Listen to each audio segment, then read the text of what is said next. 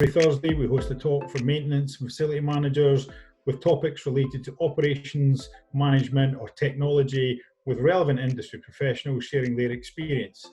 If you want to keep that updated in our agenda, please follow the link that will be in the comments section. So access the comments and you'll get the link there. Without further ado, therefore, I'm going to start. We'll try and keep this to time today. So my name is Larry O'Brien. I'm the country manager for InfraSpeak, and I'm going to be host for today.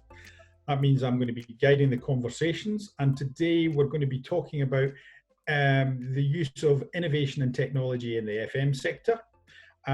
Please feel free to share insights, questions in the comments. We'll try and answer them either during this conversation or we will answer them after the conversation. Please remember the simple rules. There's no such thing as a stupid question. So what I'd like to do first of all, before we get started, is introduce Kevin. It's Kevin McGuinness, and he's from Trivalor. And Kevin, you'd like to give a little bit of your background? That'd be lovely. Yeah, sure. First of all, I'd like to say thanks for having me on. Pleasure to talk to you today. My name's Kevin. As you said, I work for a Portuguese company called Trivalor. It's a business and facility services company based wholly in Portugal. I'm not Portuguese myself, obviously, but I have lived here for about 20 years. I'm from Ireland, from near Dublin, County Kildare. Bit about myself, my background, professional background. I started out in consultancy, process re-engineering, SAP implementation, that kind of thing. And after a couple of years, I moved into the telecom sector, and I worked for Portugal Telecom there for many years in project management roles, mainly in the web area, customer care, things like that. And the last couple of years, I moved to innovation management. Fairly large and successful innovation management team that we had there going at that time. So I did a few different things there. I was involved in many projects, go-to-market solutions outside of telecom, or if you consider telecom core, and also working with startups. Okay. Startup engagement. Then after that, I moved to, 5 years ago, I was invited to go to Trivalor, this company, and set up their innovation program. Okay. So as part of that, it's quite an interesting thing to be part of a large corporate organization and actually really build a startup program. What made you think, from your point of view, that it would add value to Trivalor? And also, why would another corporate organization consider an innovation or startup program? Well, they were considering an innovation program at the time because they realized incorrectly that they needed to think about the future, to prepare the company or the group of companies for the future. And startup engagement specifically, which is only one aspect of what I've done there, it's a form of open innovation. So it's a really good way to get in contact with new ideas, new business models, a new way of thinking, and collaborate in a way that's successful for the corporate entity and for the startup as well. So, that's the main reasoning behind it, the main motivation behind it. Okay, and I'm assuming from your point of view so far, it's been a successful experience with Trivalor. Could you, as part of that, have you got some kind of examples of the technologies you've adopted from these activities and why you followed up with them? Yeah. Well, to explain that, I think I would start kind of how we go about it, which is kind of a clue to then to what kind of things we would adopt. So we start off with challenges that are aligned with the strategic objectives of the company, in this case, Trivalor strategic objectives. So we publish those challenges to startups online, and then get applications from the startups to address those challenges with products or technologies. It's not only technology driven, it's also technology in terms of information technology. A lot of it is to do with with new products. And we have challenges. Just to give you an example, one of the challenges we published would be general things like improving the whole food process from farm to fork, as we say. So improving transparency, control along that whole value chain. Safe for people and assets relating to the security area, because we have a security company that's part of the group. Customer engagement, employee engagement, obviously very important with large teams, and streamlining processes. So we got the first year we did this, which was last year. We were very surprised with the positive response we got in terms of number of applications and applications from all over the world. And we ended up selecting 5 startups to pilot with, and they were one Spanish company that had a plant-based meat substitute, one of the things that's been widely talked about recently, and it's very in line with kind of new trends in food and food consumption and customer tastes. So we piloted with them, and we moved almost straight away to a full-on commercial relationship with that company called Yura. Into chatbot and email bot company, which is very important for kind of streamlining operations and reducing paper and automating simpler processes. We have a pilot also with a Portuguese startup called Hepasense, and what they do is they use computer vision to improve CCTV operations in the security area, so detecting suspicious activity and things like that. And we also have a pilot that's to do with remote care of the elderly. So kind of a wide range of solutions, technologies that we ended up choosing and piloting. And that was the first edition last year, and we're currently running the second edition. Okay, so you've started from the point of view of what are your challenges, and then went out to the market as such to see the opportunities that. So you're effectively trying to bring some out of the box thinking into what's going on, and by exposing it to that wider audience, getting a more collaborative approach. Yeah. I mean, there's no doubt. I mean, corporates know that they can't have all the ideas themselves, and there's a difficulty sometimes in generating new ideas in a closed circuit. So collaborating with startups or universities or kind of entities in the innovation ecosystem has that advantage. And startups, they're so focused on building a product and addressing a particular customer segment. It's a win-win situation. Okay, I mean, it's interesting. I mean, because of the fact that you've went on that large corporate dealing with a startup, obviously there's a certain potential culture clash that you're going to get in that. And I mean, I know you've written LinkedIn page and reading it. Nice picture of the bridge in the background, by the way. And read your piece there. And I think we're going to be posting a link to that in the comments. But what are the main kind of challenges that you came across during this process of corporate and startup, and how have you managed to overcome those? There's a lot of hurdles and things that come up, because there definitely is a culture clash. There's a different way of thinking, there's a different way of doing things. On the one hand, you have the startups. They can get frustrated with the kind of slow decision-making process, which is the normal decision-making process in any large company.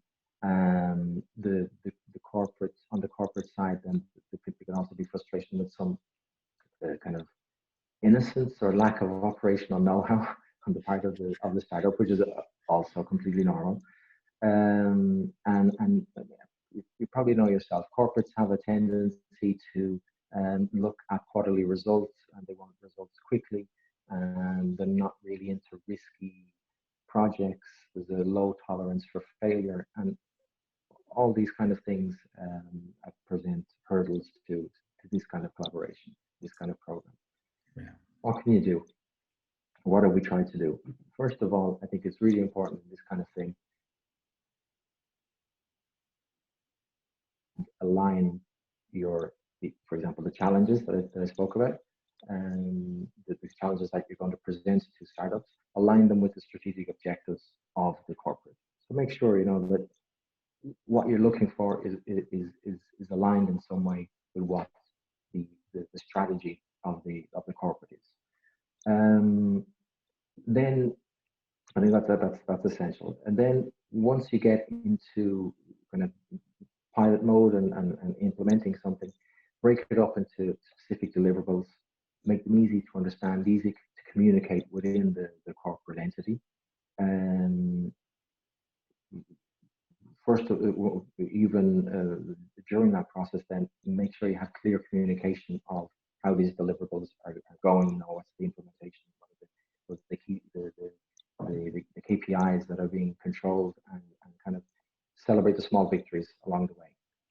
One thing that's very important, actually, before you get to that stage, is make sure you do a good triage of the applications that are coming in, because you can get inundated. We got to a certain point inundated with applications, and you don't want to be passing all that on to corporate decision makers and all that kind of information. So make sure you have a team, a small team, like a very small team, that's doing a triage of the startup applications that are coming in, and select only the ones that you think actually are relevant, are aligned with strategic objectives, and are worth the corporate decision makers spending time on.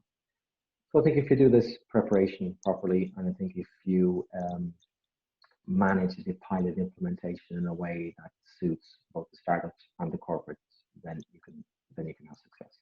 If you don't do that, if you just go, startups, come work with us, and kind of pass on all that information to people inside your company, I think it's not going to work out.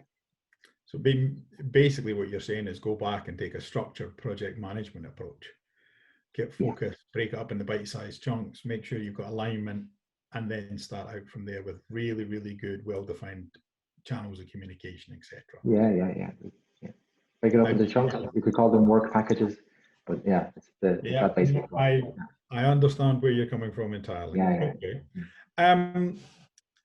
One of the interesting things I thought is that from our point of view and where we come from, obviously a big part of Trivalor is your business and facility services.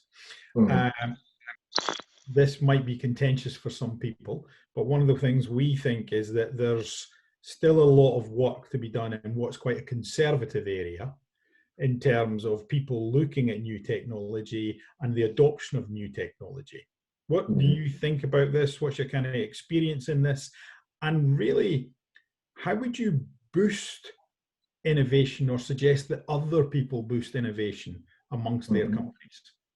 Yeah, that's an excellent question.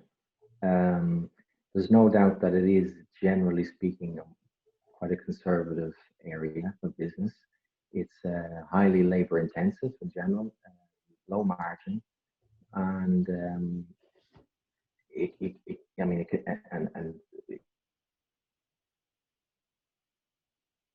go in a different direction. Mm-hmm. So it is a huge challenge. But first of all, it's good that if you can have awareness within the corporate entity that change is happening, customer tastes are changing. People expect to give immediate feedback. Social media is going to change the way people interact with their service providers at all levels, and they have different expectations these days. So based only on that, if not other things, there's a lot to be done, and it's whether there's kind of an awareness and a sense of urgency within the company. Okay, we need to do things a bit differently. Second of all, I would treat innovation as a process and not as some kind of black magic thing that can happen through great inspiration. It's a process, and like any process, it has to be managed. So first of all, generate ideas in a structured way, and get people involved in workshops, in idea competitions, present present challenges to them, challenges that are once more based on, you know, strategic objectives or real business problems that you have. So, you know, generate that kind of the ideas within the company. Then pilot as much as possible to see what works and what doesn't work, and whatever works, then learn to tolerate failure, which is something that's going to happen and is natural. But you know, the more pilots you can do, the more your chances of finding some successful projects. And then when you find those successes, you know, roll them out, define the KPIs. It's kind of, you know, based on what I was saying about startups, purely on an internal approach. Have clear KPIs, manage the expectations, communicate clearly, and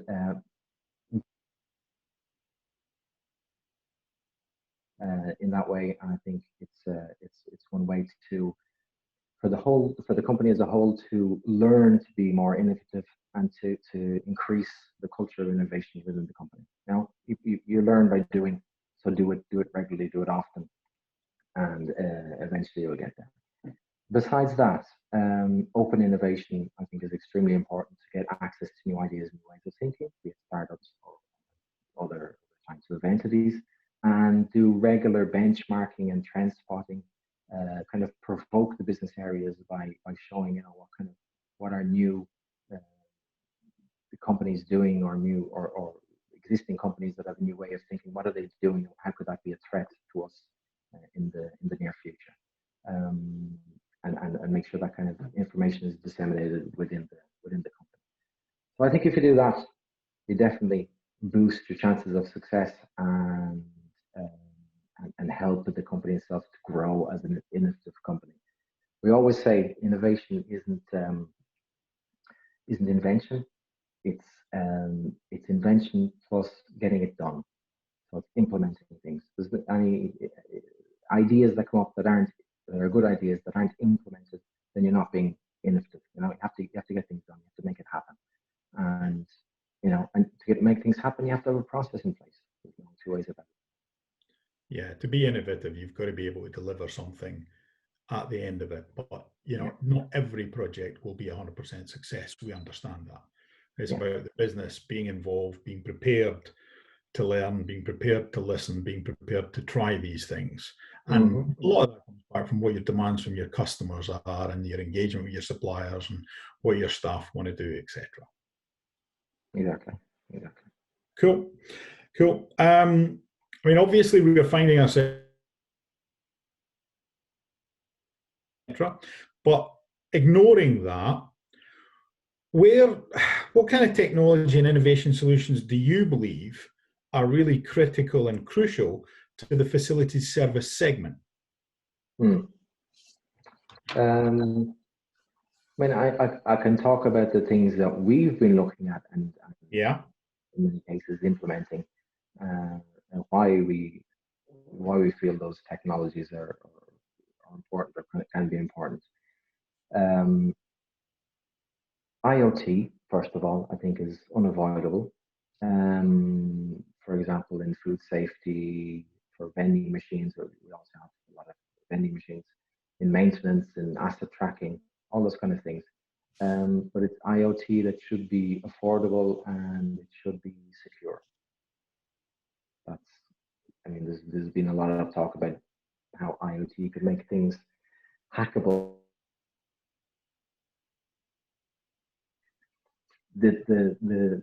In the IoT, as someone said recently, IoT, the Internet of Things, the Internet is there, but sometimes the things take a while to catch up. Yeah. And you know, the cost of retrofitting a whole lot of things for this kind of new technologies, sometimes it's just not viable. So we're looking at IoT, we're implementing IoT, but selectively. Then one area that we've been implementing quite a bit is computer vision. In the area of security, for example, using computer vision to automatically detect suspicious activity or intrusions or whatever it may be, is a way to greatly increase efficiency in security. So you don't need as many security guards or as many people looking at the CCTV cameras. You can have a computer do that and situations, and then pass on to the people what it's. Computer vision is also implemented in the food area for detecting, in a cafeteria, the contents of a tray, for example. What is the customer taking for payment, for example. Robotics, obviously, is another technology in cleaning area, in warehouses. It's something that also you need to be very selective, because it can have very high investment involved. So you only want to implement robotics when it's absolutely necessary, and when there's a very good business case for it. Drones in security, drones in cleaning, something that's also come up, cleaning of facilities. And then I would say I kind of avoid talking about AI or machine learning because it's so vague. But I would say AI, when it's applied, you're used in conjunction with any of these technologies that I just mentioned, like computer vision with algorithms then that they use artificial intelligence and machine learning to learn what a dangerous situation, for example, is in CCTV.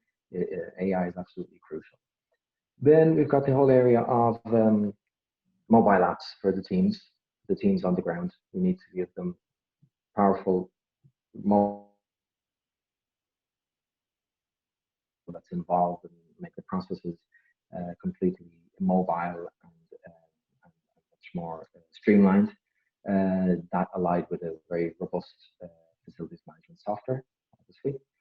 And then kind of another enabling technology for all of this is data analytics, capturing data and using this data to turn into information for better decision making and to feed into the AI models and the machine learning. In the past 5 years, we've been looking at piloting in some cases and going ahead with.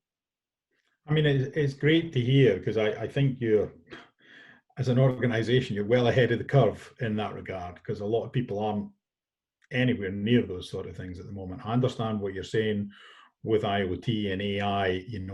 A lot of it will come back to the business case for what you're doing, but then in other areas, as you're saying, bringing AI into the computer vision and into the kind of process automation element of detecting those security breaches and then using drones to inspect, etc. That's just, that's manna from heaven as far as I'm concerned. It's really excellent. Looking at where you are and where you're going and where we are in the current situation, we've got the need for isolation, the creation of new cleaning processes, for example. Where do you think technology is going to help us with those sort of elements? We're at a very, very strange crossroads at the moment. Yes. I mean, we're living through an unprecedented situation, and at all levels. I mean, what's going on? Where are our priorities? That's first and foremost. That's what our customers need. That's what they need to reopen business. And they need to get full disinfection. They need to have that kind of peace of mind that we can do that, and that then we can keep it up. It's not just cleaning for day one to reopen on day one. It's that plus keeping it on a day-to-day basis, keeping the people safe. What kind of technologies will be using to help with that? UV machines. So there's UVC lights that can disinfect, kill the coronavirus in rooms, in meeting rooms, in hospital rooms. That's something that we're using. Also, perhaps we're also looking into allied with robotics, so that the machine can go through and do it much quicker than would otherwise be possible when you have to go in after 10 minutes of disinfection, move the machine to another place, and then another part of the room, and run it again. If you have a robot that can help with that, that's obviously a big efficiency gain. We're looking at drones for spraying large areas, for example, outside areas or inside areas, warehouses.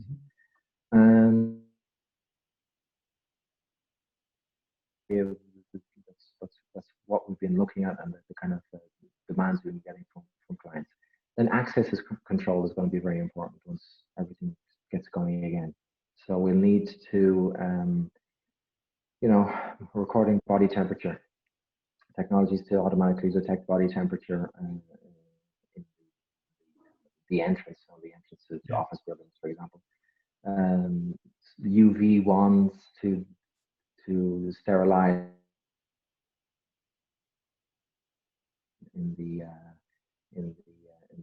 as people are entering the building, sterilizing their shoes, using the UV to sterilize keyboards and door handles and stuff like that. One thing that's also, I'm getting back kind of to remote work, and there's no doubt that remote work has come and will now stay. It's not going away again. We're not going back to the pre-COVID situation. I think we're going to have kind of hybrid situation. We'll have more people in remote work, and we'll also have people in offices, or people that spend part of the time in offices.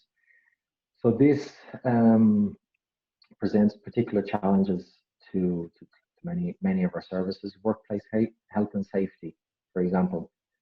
We've started giving courses through e-learning and through Zoom or Microsoft Teams or whatever, so people can train about these issues at home, and that's something that's going to stay.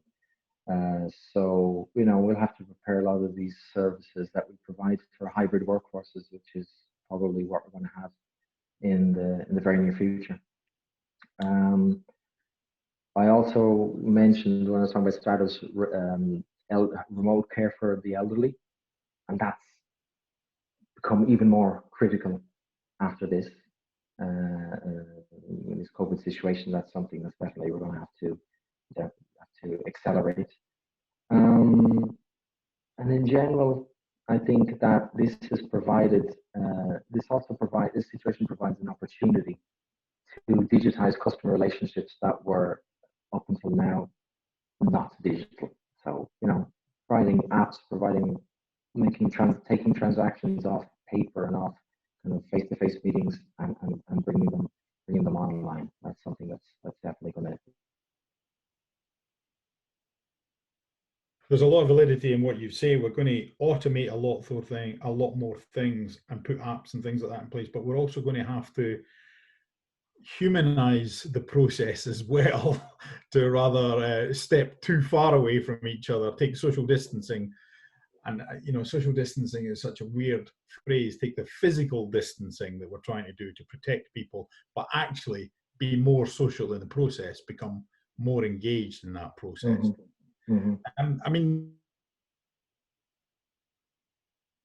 Because as you say, there's going to be some hybrid out of it. There is going to be more remote working. There are, people have now established that they don't actually need to commute for an hour and a half to do 60+% of their normal job. So for some people, it's really going to be a new normal. Thinking of that, and therefore post this environment, the future, do you think there's going to be a need for solutions that have previously been disregarded that will need to be considered crucial in the future? I think that these kind of solutions that I've been talking about were always there, but they weren't considered critical up until now, or a lot of them weren't considered critical up to now. I think they will be critical. Be considered critical from now on. The whole idea, and what you said is absolutely correct. This kind of business is a face-to-face business. Our people are in the client's premises on a day-to-day basis, cleaning, providing security, running their cafeterias, doing document management, whatever, workplace health and safety, all these kind of business, all these kind of activities. So we're used to a face-to-face contact, a face-to-face relationship. There's no doubt now that we have to accelerate the part of or accept that part of this relationship can also be done without being face-to-face, right? There is a part of the customer relationship that's absolutely vital that it stays face-to-face. The kind of trust that you can only foster when you sit down with somebody and you talk about what their needs are, and you talk about what the problems are and all that.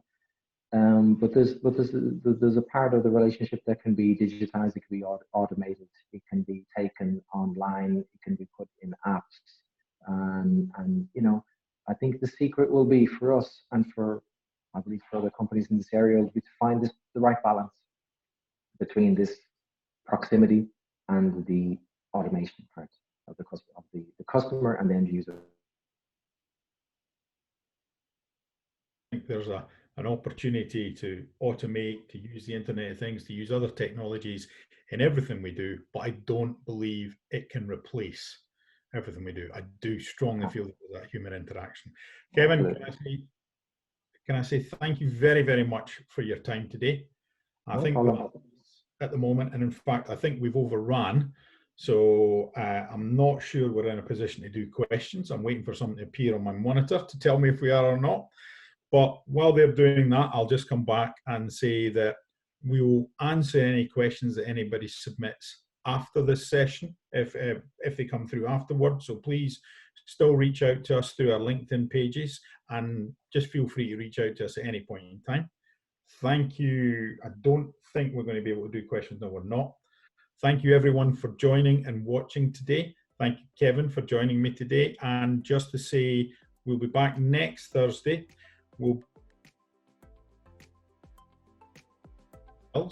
So please, anybody who's interested, go to our LinkedIn page, check their agenda. We'd really like to see you on next session. Once again, Kevin, thank you. Thank you, Larry.